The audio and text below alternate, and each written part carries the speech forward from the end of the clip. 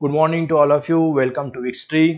मी प्रीतम सर्स. आजच्या टॉपिकमध्ये आपल्याला बघायचं आहे इंडियन कॉन्ट्रॅक्ट ऍक्ट पार्ट 1 मध्ये contract, introduction to contract and kinds of contract.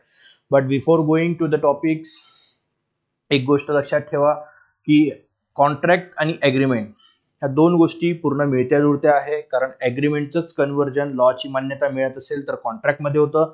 त्यामुळे मागील व्हिडिओमध्ये आपण ॲग्रीमेंट बघितलेला होता. ॲग्रीमेंट सोबत आपण टाइप्स बघितलेले आहे ॲग्रीमेंटचे टाइप्स आणि कॉन्ट्रॅक्टचे टाइप्स जवळपास सर्व सारखेच आहे. डेफिनेशन मध्ये थोडासा फरक आलेला आहे, तो आपण बघून घेऊया. सो बघा, आजच्या व्हिडिओमध्ये आपल्याला बघायचं आहे की कॉन्ट्रॅक्ट म्हणजेच काय. सिंपल दिलेला आहे, an agreement enforceable by law is a contract. कुठलाही ॲग्रीमेंट ज्याला लॉची मान्यता मिळालेली आहे तो काय झालेला आहे, आपला कॉन्ट्रॅक्ट झालेला आहे. कोण म्हणतोय असं? Section 2 subsection H of the Indian contract act 1872. कुठलाही agreement, an agreement which is enforceable by law is a contract.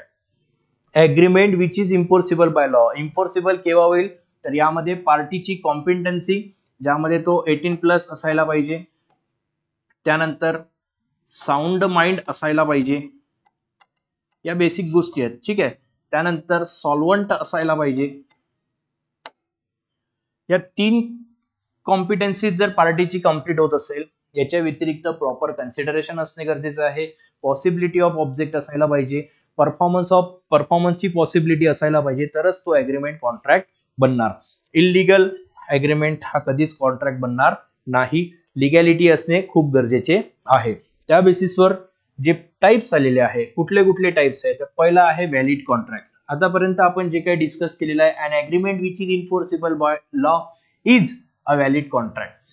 ज्या ॲग्रीमेंटला लॉची कम्प्लिटली मान्यता मिळत आहे तेच ॲग्रीमेंट काय आहे, आपलं व्हॅलिड कॉन्ट्रॅक्ट आहे. लॉची मान्यता मिळत आहे म्हणजेच काय आहे, इथे लक्षात घ्या. लॉची मान्यता मिळत आहे म्हणजेच पार्टीची कॉम्पिटन्सी आहे. याच्या व्यतिरिक्त पार्टीचा फ्री कन्सेंट आहे. याच्या व्यतिरिक्त कन्सिडरेशन प्रॉपर आहे, ऑब्जेक्ट लिगल आहे. या सर्व गोष्टी बघितल्यानंतर जर कुठल्याही ॲग्रीमेंटला लॉची मान्यता मिळत असेल तर त्याला आपण व्हॅलिड कॉन्ट्रॅक्ट असे म्हणणार.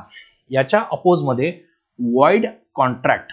वॉइड म्हणजेच कुठला हे लक्षात घ्या.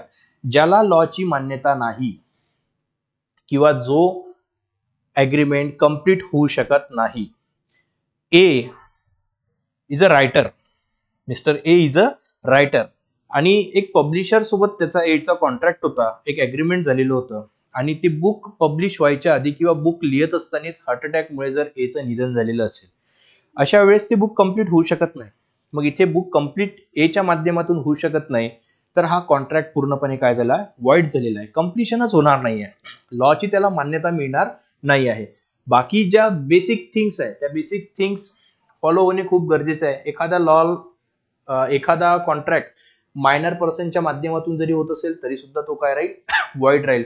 म्हणजेच ज्या कॉन्ट्रॅक्टला लॉची मान्यता राहणार नाही ते सर्व कॉन्ट्रॅक्ट काय राहील, वॉइड राहतील.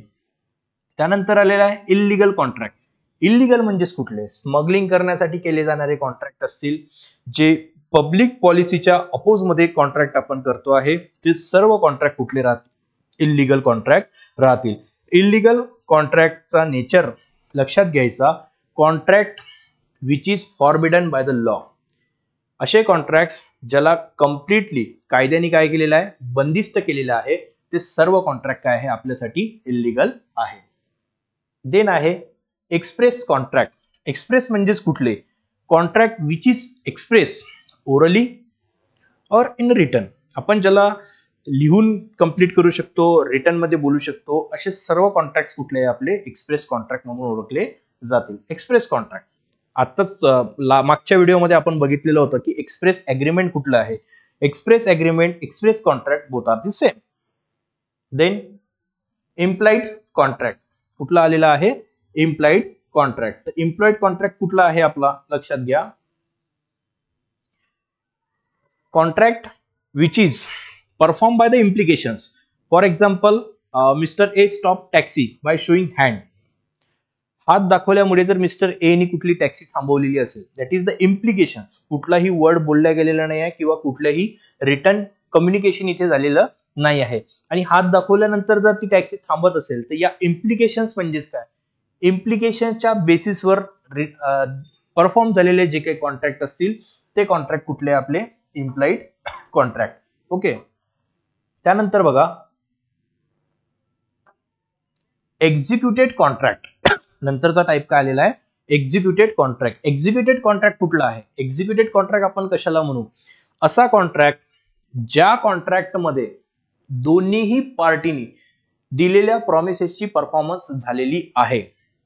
बघा for example A bike sold करतो आहे, कोणाला देतो आहे हा बाईक, बी ला देतो आहे, आणि याच्या अगेन्स्ट मध्ये बी 10,000 रुपये कोणाला देतो आहे, ए ला देतो आहे. हा कॉन्ट्रॅक्ट आहे, हा प्रॉमिस झालेला आहे ए आणि बी मध्ये. ए काय करणार, बी ला बाईक देणार, बी काय करणार 10,000 रुपये ए ला देणार. या कॉन्ट्रॅक्ट मध्ये ए नी बी ला बाईक डिलिव्हर्ड केलेली आहे आणि बी नी ए ला 10,000 रुपये डिलिव्हर्ड केलेले आहे. म्हणजे दोघांचेही प्रॉमिस काय झालेले आहे, परफॉर्म झालेले आहे, आणि बाय परफॉर्मन्स हा कॉन्ट्रॅक्ट सुद्धा काय झालेला आहे, टर्मिनेट झालेला आहे, कंप्लीट झालेला असतो. असे कॉन्ट्रॅक्ट म्हणजे कुठले आपले एक्झिक्युटरी कॉन्ट्रॅक्ट, सॉरी एक्झिक्युटेड कॉन्ट्रॅक्ट. नंतर बघायचं आपल्याला एक्झिक्युटरी कॉन्ट्रॅक्ट. एक्झिक्युटरी म्हणजेच काय, ए आणि बी मध्ये प्रॉमिस झालेला आहे परंतु अद्यापही दोघांची परफॉर्मन्स व्हायची आहे. A promises to sell his bike to B and B promises to 10,000 to A, pay 10,000 to A. A नी बाईक विकायसाठी प्रॉमिस केलेला आहे बी ला आणि बी नी प्रॉमिस केलेला आहे की ए ला तो किती रुपये देणार आहे, 10,000 रुपये देणार आहे. हे प्रॉमिसेस झालेले आहे परंतु अद्याप कॉन्ट्रॅक्ट कंप्लीट झालेला नाही आहे किंवा प्रॉमिसेस कंप्लीट झालेले नाही आहे. अशा वेळेस ज्याचं एक्झिक्युशनच व्हायचं आहे, ज्याची परफॉर्मन्सच व्हायची आहे, तो कॉन्ट्रॅक्ट म्हणजेच कुठला झाला आपला एक्झिक्युटरी कॉन्ट्रॅक्ट. एक्झिक्युटरी कॉन्ट्रॅक्टचे हे दोन प्रकार असतात, युनिलॅटरल कॉन्ट्रॅक्ट आणि बायलॅटरल कॉन्ट्रॅक्ट. आणि युनिलॅटरल एग्रीमेंट आणि बायलॅटरल एग्रीमेंट हे दोन प्रकार आपण एग्रीमेंट मध्ये बघितलेले आहे आणि it is also same. Unilateral contract म्हणजेच कुठला, unilateral and bilateral contract are the types of executory contract. कारण हे फ्युचर मध्ये काय होणार, एक्झिक्युशन यावर फ्युचर मध्ये होईल. अद्याप फ्युचर मध्ये आजच्या कंडिशनला कुठलंही एक्झिक्युशन किंवा परफॉर्मन्स कंप्लीट झालेला नाही आहे. सो युनिलॅटरल कॉन्ट्रॅक्ट कुठला, ज्यामध्ये ए नी बाईक तर दिलेली आहे परंतु बी कडून अजूनपर्यंत पेमेंट येणे बाकी आहे. म्हणजे वन साइड एक्झिक्युशन झालेलं आहे, सेकंड साइड एक्झिक्युशन व्हायचं आहे, हा युनिलॅटरल. आणि बायलॅटरल म्हणजेच काय, ऍज सेम एक्झिक्युटरी, दोन्ही साइडचं एक्झिक्युशन बाकी आहे, दोन्ही साइडचा परफॉर्मन्स बाकी आहे. जर दोन्हीही साइडचा परफॉर्मन्स बाकी असेल तर अशा कॉन्ट्रॅक्टला आपण बायलॅटरल कॉन्ट्रॅक्ट असे म्हणणार. तर विद्यार्थी मित्रांनो, कॉन्ट्रॅक्ट म्हणजेच काय, an agreement enforceable by law is a contract. ही जी डेफिनेशन्स आहे आपल्याला दिलेली आहे section 2 subsection H of the Indian contract act 1872 मध्ये. an agreement which is enforceable by law is a contract. आणि त्याचबरोबर आपण बघितलेल्या कॉन्ट्रॅक्टचे टाइप्स, आणि या टाइप्स मध्ये आपण बघतो आहे valid contract, void contract, illegal, express, implied, executed, executory, unilateral आणि बायलॅटरल. हे सगळे काय आहे, टाइप्स आलेले आहे. ओके, याच टाइप्सच्या बेसिसवर सेम टाइप्स कुठले आहे, आपले एग्रीमेंटचे होते, ज्यामध्ये व्हॅलिड एग्रीमेंट आलेला होता, व्हॉइड एग्रीमेंट आलेला होता, त्यानंतर युनिलॅटरल एग्रीमेंट आलेला होता, बायलॅटरल एग्रीमेंट आलेला होता, एक्सप्रेस एग्रीमेंट सुद्धा आलेला होता आणि इम्प्लाइड एग्रीमेंट सुद्धा आलेला होता. मी पुन्हा एकदा सांगतो की एग्रीमेंट आणि कॉन्ट्रॅक्टचे जे टाइप्स आहे ते आपले जवळजवळ कसे आहे, सारखेच आहे. विद्यार्थी मित्रांनो, आजच्या व्हिडिओमध्ये आपण इथेच थांबूया. धन्यवाद.